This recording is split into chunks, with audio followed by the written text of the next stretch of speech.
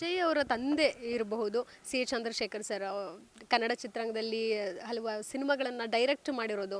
So ಎಲ್ಲೋ ಆ ಕಡೆ connection ಆಗಿದೆ. ನೀವು ಕೂಡ ಕರ್ನಾಟಕದವರು, ಈಗ ತಮಿಳು ಇಂಡಸ್ಟ್ರಿನಲ್ಲಿ ಪಾದಾರ್ಪಣೆ ಮಾಡಿ ಅಲ್ಲೂ ಕೂಡ ಒಂದು ಸಿನಿಮಾ ಈಗ ಇನ್ನೇನು ರಿಲೀಸ್ ಕೂಡ ಅದು ರೆಡಿ ಆಗಿರುವಂಥದ್ದು. ಅವ್ರ ತಂದೆ ಬಗ್ಗೆ ತಿಳ್ಕೊಂಡಿದ್ದು ಇಲ್ಲ, ನಾನು ತಿಳ್ಕೊಂಡಿದ್ದೆ ಮೇಡಮ್. ಅಂದರೆ ನೋಡಿ, ವಿಷ್ಣುವರ್ಧನ್ ಸರ್ ಮಾಡಿದಾರಂತ, ಅಂಬರೀಷ್ ಸರ್ಗೆ ಅವರಿಗೂ ಕನ್ನಡದ ಅಂದರೆ ನಂಟಿದೆ, ರಿಲೇಷನ್ಶಿಪ್ ಇದೆ ಇಲ್ಲೂ. ಸೊ ನಾನು ಕೂಡ ಇಲ್ಲಿಂದ ಹೋಗಿ ಅಲ್ಲೋಗಿ ಅವ್ರ ಮಗನ ಸಿನಿಮಾದಲ್ಲಿ ಆ್ಯಕ್ಟ್ ಮಾಡಿದ್ದೀನಿ. ಅದೇ ಇವೆಲ್ಲ ಒಂಥರ ಸಂಬಂಧಗಳನ್ನ ಹೇಳ್ಕೊಳಕ್ಕೇ ಇಷ್ಟ ಆಗುತ್ತೆ. ಎಲ್ಲಕ್ಕಿಂತ ನಾವು ಐ ಆಮ್ ವೆರಿ ಗ್ರೇಟ್ಫುಲ್ ಅಲ್ವಾ. ಅಂದರೆ ಇಲ್ಲಿಂದ ಅಲ್ಲೋಗಿ ಆ್ಯಕ್ಟ್ ಮಾಡಿದ್ದೀನಿ. ಅಷ್ಟು ದೊಡ್ಡ ಡೈರೆಕ್ಟರ್ ಮಗ, ನಮ್ಮಲ್ಲಿರೋ ಲೆಜೆಂಡ್ಗಳಿಗೆ ಅವ್ರು ಡೈರೆಕ್ಟ್ ಮಾಡಿದ್ದಾರೆ, ಇದ್ದ ಲೆಜೆಂಡ್ಗಳಿಗೆ. ಅಂಥ ಡೈರೆಕ್ಟರ್ ಮಗನ ಜೊತೆ ನಾನು ಆ್ಯಕ್ಟ್ ಮಾಡಿದ್ದೀನಿ ಅನ್ನೋದಕ್ಕೆ ತುಂಬ ಖುಷಿ ಆಗ್ತಿದೆ. ಇದೆಲ್ಲ ನನಗೂ ಒಂಥರ ಮಿರಾಕಲ್ ಅನಿಸ್ತಿದೆ ಮೇಡಮ್. ಅಂದರೆ ಆ್ಯಸ್ ಅ ಆರ್ಟಿಸ್ಟ್ ಆಗಿ ನಾನು ಏನು ಅಂದ್ಕೊಂಡಿದ್ನಲ್ಲ, ಆ ಗ್ರೋತ್ ನಂಗೆ ಸಿಗ್ತಾ ಇದೆ. ನನಗೋಸ್ಕರನೂ ವೆಯ್ಟ್ ಮಾಡಿ 20-25 ಡೇಸ್ ನನಗೋಸ್ಕರನೂ ವೆಯ್ಟ್ ಮಾಡಿ ಆ ರೋಲ್ ಇವರೇ ಮಾಡಿದ್ರೆ ಚೆನ್ನಾಗಿರುತ್ತಂತ ಇಷ್ಟು. ಅಂದರೆ it was a big procedure ಇತ್ತು ಅದು. ಆ ಕ್ಯಾರೆಕ್ಟರಿಗೆ ಸೆಲೆಕ್ಟ್ ಮಾಡಬೇಕಂದ್ರೆ ನಾನು ಮೇಕ್ ಓವರ್ ಆಗಲಿ, ನಿಮ್ಮ ಸಿನಿಮಾ ನೋಡಿದ್ರೆ ಗೊತ್ತಾಗುತ್ತೆ. ನೀವು ನೋಡಿ, ಫಸ್ಟ್ ಶೋ ನೋಡಿ, ಚೆನ್ನಾಗಿರುತ್ತೆ ಅದು. ಮಾಡಿರೋ ರೋಲು ಸಿಂಪಲ್ ಆಗಿ ಒಂದು ಚಿಕ್ಕದಾಗಿದ್ರು ತುಂಬ ಚೊಕ್ಕದಾಗಿ, ಅಂದರೆ ತುಂಬ ಅಚ್ಚುಕಟ್ಟಾಗಿರೋ ಪವರ್ಫುಲ್ ರೋಲ್ ಅದು. ಸೊ ಅದಕ್ಕೆ ನಂಗೆ ಮೇಕ್ ಓವರ್ ಆಗೋಕ್ಕೆ ಟೈಮ್ ಕೊಟ್ಟು ನನ್ನ ಹತ್ರನೇ ಮಾಡಿಸಿ ಫೈನಲಿ ಔಟ್ಪುಟ್ ತೆಗ್ಸೋದಿದೆಯಲ್ಲ, ತುಂಬ ಖುಷಿ ಆಗ್ತಿದೆ ಮೇಡಮ್. ನನಗೂ ಅನಿಸ್ತಿದೆ, ನನಗೆ ಒಬ್ಬ ಕನ್ನಡದಿಂದ ಒಬ್ಬ ಕಲಾವಿದನ ಕರೆಸಿ ಇಷ್ಟು ಟೈಮ್ ಕೊಟ್ಟು ಈ ಥರ ನನಗೆ ಒಂದು ಬಿಗ್ ರೋಲ್ ಕೊಟ್ಟಿರೋದಕ್ಕೆ ನಾನು ಅವ್ರಿಗೆ ವೆರಿ ಥ್ಯಾಂಕ್ಫುಲ್ ಆಗಿರ್ತೀನಿ. ಪ್ರೊಡಕ್ಷನ್ ಹೌಸ್ KVN ಸರ್ಗಾಗಲಿ, ವಿನೋದ್ ಸರ್ಗಾಗಲಿ, ಆ್ಯಂಡ್ ವಿಜಯ್ ಸರ್ಗೆ, ಆ್ಯಂಡ್ ಹೋಲ್ ಟೀಮ್ಗೆ. ಜನನಾಯಕನ್ ನಿಮ್ಮ ಕರಿಯರ್ನಲ್ಲಿ ಯಾವ ರೀತಿ ಒಂದು ಮೈಲಿಗಲ್ ಕ್ರಿಯೇಟ್ ಮಾಡ್ಬೋದು, ಎಷ್ಟು ಪ್ಲಸ್ ಪಾಯಿಂಟ್ ಆಗ್ಬೋದು ಮುಂದಿನ ದಿನಗಳಲ್ಲಿ, ಮುಂದಿನ ಪ್ರಾಜೆಕ್ಟ್ಸ್ಗೆ? ನಾನು ಯಾವಾಗ ಮಾಡ್ತಿದ್ದೀನಂತ ಗೊತ್ತಾಯ್ತವಲ್ಲ, ಈ ರೂಮರ್ಸಲ್ಲೇ ಇತ್ತು ಅವ್ರು ಮಾಡ್ತಿದಾರಂತ. ಸೊ ಯಾವಾಗ ಈಗೆಲ್ಲ ಇಲ್ಲ ಫೈನಲಿ ಆಗಿದೆ ಅಂತ ಗೊತ್ತಾದ ಮೇಲೆ ಗೊತ್ತಿದ್ದಿಲ್ಲ. ಅವ್ರದ್ದು ಇದರಲ್ಲೇ ಅವ್ರ ಥಿಂಕಿಂಗ್ ಲೆವೆಲಲ್ಲೇ ಇದಿರುತ್ತೆ, ಇಲ್ಲ ಈ ವಜ್ರಂಗ್ ಶೆಟ್ಟಿ ಅವ್ರು ಮಾಡ್ತಿದಾರಂತ. ಸೊ ನನ್ನ ಪ್ರಕಾರ ತುಂಬ ಆಫರ್ಗಳು ಇದರಿಂದ ಬರ್ಬೋದು ಅಂತ. ನಂಗೆ ಸ್ಪೆಷಲಿ ಎಲ್ಲ ಲ್ಯಾಂಗ್ವೇಜಿಂದನೂ ಬರಬೇಕು, ಬಟ್ ಕನ್ನಡದಲ್ಲೂ ಮಾಡಬೇಕಂತ ತುಂಬ ಆಸೆ ಇದೆ. ಯಾಕಂದರೆ 14 ಸಿನಿಮಾ ಕನ್ನಡದಲ್ಲಿ ಮಾಡಿರೋದು ನಾನು. 14 ಸಿನಿಮಾ ಹೀರೋ ಮಾಡಿದ್ದೀನಿ, ವಿಲನ್ ಮಾಡಿದ್ದೀನಿ, ಸಪೋರ್ಟಿಂಗ್ ಕ್ಯಾರೆಕ್ಟರ್ ಮಾಡಿದ್ದೀನಿ. ಫ್ಲಾಪ್ ಲಿಸ್ಟ್ಗಳು ಜಾಸ್ತಿ ಇದ್ದಾವೆ ನನ್ನ ಇದರಲ್ಲೂ. ಅಂದರೆ ಏನೇ ಆಗಲಿ ಸಂಪಾದನೆ ಆಗ್ತಿತ್ತು, ಅದನ್ನಕ್ಕಿಟ್ಟನು ಒಂದು ಬಿಗ್ ಬ್ರೇಕ್ ಬೇಕಾಯಿತು. ಜೇಮ್ಸಿಂದ ಸಿಕ್ತು. ಅದಾದಮೇಲೆ ನಾನು ಬೇರೆ ಲ್ಯಾಂಗ್ವೇಜಿಗೆ ಹೋದೆ, ಯಾಕಂದರೆ ಇಲ್ಲಿ ಅವಕಾಶಗಳು ಕಮ್ಮಿಯಾಗಿ ನಾನು ಆ ಕಡೆಗೆ ಹೋಗಿದ್ದು. ಬಟ್ ಅಲ್ಲಿ ಬಂದು ನಂಗೆ ಮಾಡಲೇಬೇಕಾಗಿತ್ತು. ನನ್ನ ಕರಿಯರ್ಗೆ ನೆಸೆಸಿಟಿ ಇತ್ತು ಅದು, ಯಾವುದು ಇದು ಮಾಡೋದು, ಸಲಾರ್ ಮಾಡಿಲ್ಲ ಅಂದಿದ್ದರೆ ಕನ್ನಡದಲ್ಲಿ ಅಂಥ ದೊಡ್ಡ ಅಪಾರ್ಚುನಿಟಿಗಳು ಬರಲಿಲ್ಲ. ಸ್ಪೆಷಲಿ ಹೇಳಬೇಕಂದ್ರೆ ನಿಮ್ಗೆ ಹೇಳಿದ್ನಲ್ಲ ಮೇಡಮ್, ಪ್ರೊಡಕ್ಷನ್ನೇ ಆಗ್ತಾಯಿಲ್ಲ, ಅಥವಾ ಇಲ್ಲಿ ಆ್ಯಕ್ಟಿವಿಟೀಸೇ ಕಮ್ಮಿ ಆಗಿದೆ. ಯಾರೊಬ್ರು ಗೈಡ್ ಮಾಡೋರು ಬೇಕು, ಉಪಯೋಗಿಸ್ಕೋಬೇಕು ಇಲ್ಲಿರೋ ಆರ್ಟಿಸ್ಟ್ಗಳನ್ನ. ನಿಮ್ಗೆ ಓಕೆ ಎಲ್ಲರೂ ಎಲ್ಲ ಲ್ಯಾಂಗ್ವೇಜ್, ನಮ್ಮವರು ಬೇರೆ ನಮ್ಮನ್ನು ಹೊರಗಡೆಯವರು ಹೆಂಗೆ, ಹೊರಗಡೆಯವರಲ್ಲ ಬಿಡಿ, ನಮ್ಮ ಇಂಡಸ್ಟ್ರಿನೇ ಅದು. ಈಗ ಕಾಲಿವುಡ್ ಆಗಲಿ ಟಾಲಿವುಡ್ ಆಗಲಿ ಹೆಂಗೆ ನಮ್ಮನ್ನು ಕರೀತಾರೆ, ಅದೇ ಥರ ಅವರನ್ನು ನಾವು ಕರೆಯೋದೇನು ತಪ್ಪಲ್ಲ. ಅದ್ರ ಜೊತೆಗೂ ಸ್ಥಳೀಯ ಕಲಾವಿದರು ಏನಿದ್ದಾರೆ ಕನ್ನಡದಲ್ಲೇ ತುಂಬ ಮೇಜರ್ ಆರ್ಟಿಸ್ಟ್ಗಳದ್ದು ಒಳ್ಳೊಳ್ಳೆ, ನನಗೆ ಗೊತ್ತಿದೆ, ಡ್ರಾಮಾ ಬೇಸಿಂದ ಬಂದಿರೋರಾಗಿರ್ಬೋದು, ಒಳ್ಳೊಳ್ಳೆ ಕಲಾವಿದರಿದ್ದಾರೆ. ಅವ್ರನ್ನ ಯೂಸ್ ಮಾಡ್ಕೊಳ್ಳಿ ಅಂತ. ಪೇಮೆಂಟ್ ಕೊಡೋದ್ರಲ್ಲಿ ಏನೂ ತಪ್ಪಿಲ್ಲ, ಅಷ್ಟು ಚೆನ್ನಾಗಿ ನಿಮ್ಗೆ ಔಟ್ಪುಟ್ ಕೊಡ್ತಾರೆ, ಯೂಸ್ ಮಾಡ್ಕೊಳ್ಳಿ. ಸದ್ಯ ಈಗ ವಿಜಯ್ ಅವರು ಇರಬಹುದು, ಅವರ ಸರಳತೆ ಬಗ್ಗೆ ಹೇಳಿದ್ರಿ.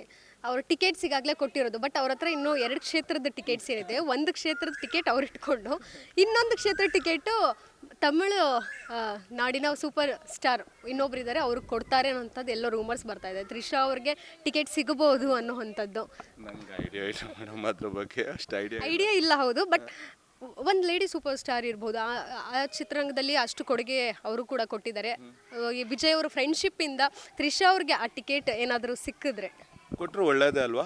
ಒಬ್ಬರು ಅಂದರೆ ಲೇಡಿ ಬರ್ತಾರೆ, ಮತ್ತು ಒಬ್ಬ ಪೊಲಿಟಿಕಲ್ ಪಾರ್ಟಿಗೆ ಅವರು ಜಾಯ್ನ್ ಆಗ್ತಾರೆ ಅಂದರೆ ಒಳ್ಳೆಯದು. ಇನ್ನೂ ಅಂದರೆ ಈ ಹೆಣ್ಮಕ್ಳದ್ದು ಸಮಸ್ಯೆಗಳು ಏನಿದೆ ಅವ್ರಿಗೆ ಜಾಸ್ತಿ ಬೇಗ ಅವ್ರಿಗೆ ಕನ್ವೆ ಆಗಿಬಿಡುತ್ತೆ. ಅಂದರೆ ಹೆಣ್ಮಕ್ಳು ಜೊತೆ ಇದ್ದರೆ ಅವ್ರದ್ದು ಪ್ರಾಬ್ಲಮ್ಗಳನ್ನ ಬೇಗ ಅರ್ಥ ಮಾಡ್ಕೊತಾರೆ ಅನಿಸುತ್ತೆ. ಬೇಕು ಅವರು ಜಾಸ್ತಿ ಪೊಲಿಟಿಕಲ್ ಇನ್ವಾಲ್ವ್ ಆದರೂ ಒಳ್ಳೇದು ಅನಿಸುತ್ತೆ. ಅವರಿಗೆಲ್ಲ ಐಡಿಯಾ ಇರುತ್ತೆ ಬಿಡಿ. ವಿಜಯ್ ಸರ್ ಇಷ್ಟು CM ಆಗೋ ಲೆವೆಲ್ಗೆ ಅವ್ರು ಇದ್ದಾರೆ ಅಂತ ಹೇಳಿದ್ರೆ 100% ಪ್ಲ್ಯಾನ್ ಮಾಡಿರ್ತಾರೆ. ಕೊಟ್ಟರು ತಪ್ಪಿಲ್ಲ, ಅವ್ರು ಏನಿದ್ರೆ 100% ಅದ್ರ ಬಗ್ಗೆ ವರ್ಕೌಟ್ ಮಾಡಿರ್ತಾರೆ ಅಂತ ಹೇಳಕ್ಕೆ ಇಷ್ಟಪಡ್ತೀನಿ. ಅವರಲ್ಲೂ ಸೂಪರ್ ಸ್ಟಾರ್, ಇಲ್ಲೂ ಸೂಪರ್ ಸ್ಟಾರ್ ಆಗಲಿ, ಯಾವುದರಲ್ಲಿ ಪೊಲಿಟಿಕಲ್ ಇದರಲ್ಲೂ ಅವರು ಸೂಪರ್ ಸ್ಟಾರ್ ಆಗಲಿ. ನಿಮ್ಮ ಜೊತೆ ಸಿನಿಮಾ ಇನ್ನೊಂದು ಮಾಡಬೇಕು. ಯಾರು? ವಿಜಯ್ ಸರ. ವಿಜಯ್ ಸರ್ ಇರ್ಬೋದು, ಜೊತೆಗೆ ತಮಿಳ್ ಇಂಡಸ್ಟ್ರಿ ಇರ್ಬೋದು, ತೆಲುಗು ಇಂಡಸ್ಟ್ರಿ, ಒಟ್ಟಿನಲ್ಲಿ ನೀವು ಬ್ಯುಸಿಯಾಗಿರಬೇಕು. 100% ಆಗಿರ್ಬೇಕು. ಫೈನಲ್ ನಾನು ಸಿನಿಮಾನೇ ನಮಗೆ ಎಲ್ಲದು ಮೇಡಮ್. ನೀವು ಬೇರೆ ಏನೇ ಕೆಲಸ ಮಾಡಲಿ, ಏನೇ ಆಗಲಿ, ಇದರಲ್ಲಿ ಸಿಗುವಂಥ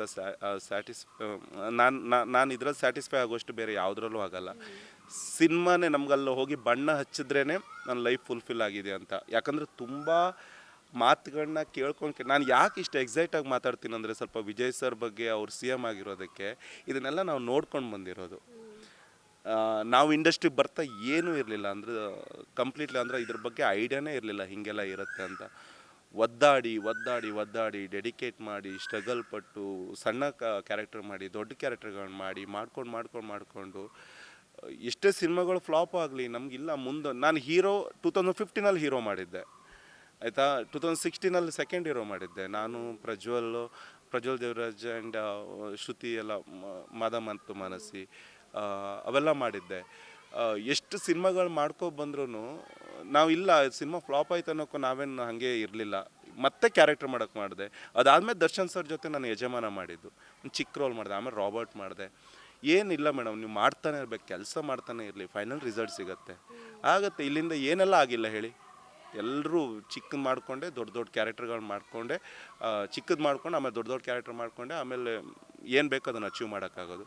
ಸೊ ನಾನು ಹಾಗೆ ನನ್ನ ಥರನೇ ಇರೋ ಎಷ್ಟೋ ಯೂತ್ ಆರ್ಟಿಸ್ಟ್ಗಳಿಗೆ ಹಿಂಗೆ ಹೇಳೋದು ನಾನು, ಸ್ಟ್ರಗಲ್ ಪಡಿ, ಡೆಡಿಕೇಟ್ ಮಾಡಿ, 100% ರಿಸಲ್ಟ್ ಸಿಗುತ್ತೆ ಅಂತ. ಈಗ ಜನನಾಯಕನ್ ಸಿನಿಮಾ ಯಾವಾಗ ರಿಲೀಸ್ ಆಗುತ್ತೆ, ಅದ್ರ ಕನ್ಫರ್ಮೇಷನ್ ಏನಾದರೂ ಇದೆಯಾ? Madam, they are planning actually.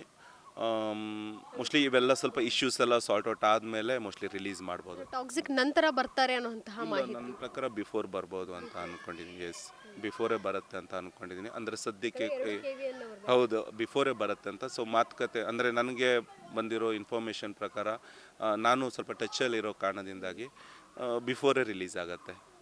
S. Okay, Bajrang ಅವರೇ, ಕೊನೆಯದಾಗಿ ನಿಮ್ಮ ಫಾಲೋವರ್ಸ್ಗೆ ಇರಬಹುದು, ನಿಮ್ಮ ಫ್ಯಾನ್ಸ್ಗೆ ಏನು ಅಪ್ಡೇಟ್ ಕೊಡ್ತೀರಾ ಅವ್ರಿಗೆ?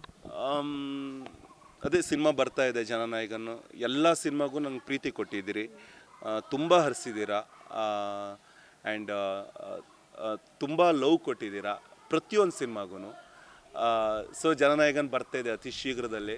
ಸ್ಕ್ರೀನಲ್ಲಿ ಎಂಜಾಯ್ ಮಾಡಿ, ಬಿಗ್ ಸ್ಕ್ರೀನಲ್ಲಿ. ಈ ಲೀಕ್ ಆಗಿರೋದು ಅಥವಾ ಏನು ಪೈರಸಿ ಆಗಿದೆ ಅದನ್ನೆಲ್ಲ ತಲೆಯಿಂದ ತೆಗೆದಾಕಿ ಎಂಜಾಯ್ ಮಾಡಿ ಸಿನಿಮಾನ. ತುಂಬ ನೀವು ಬಿಗ್ ಸ್ಕ್ರೀನಲ್ಲಿ ನೋಡಿದಾಗ ಅದರದ್ದು ಮಜಾನೇ ಬೇರೆ, ಆ ಡೆಪ್ತ್ ಸಿಗುತ್ತೆ ನಿಮಗೆ. ಈ ಪ್ರೀತಿ ಯಾವತ್ತೂ ಹಿಂಗೆ ಇರಲಿ. ಹರಿಸಿ ಬೆಳೆಸಿ ಉಳಿಸಿ. Love you all. ಎಸ್, ಇದಿಷ್ಟು ನಟ ಬಜರಂಗ್ ಶೆಟ್ಟಿ ಅವರ ಮಾತಾಗಿತ್ತು. ಕ್ಯಾಮ್ರಾ ಪರ್ಸನ್ ರವಿ ಜೊತೆಗೆ ಕೀರ್ತಿ ಪಾಟೀಲ್, ಗ್ಯಾಂಚ್ ನ್ಯೂಸ್, ಬೆಂಗಳೂರು.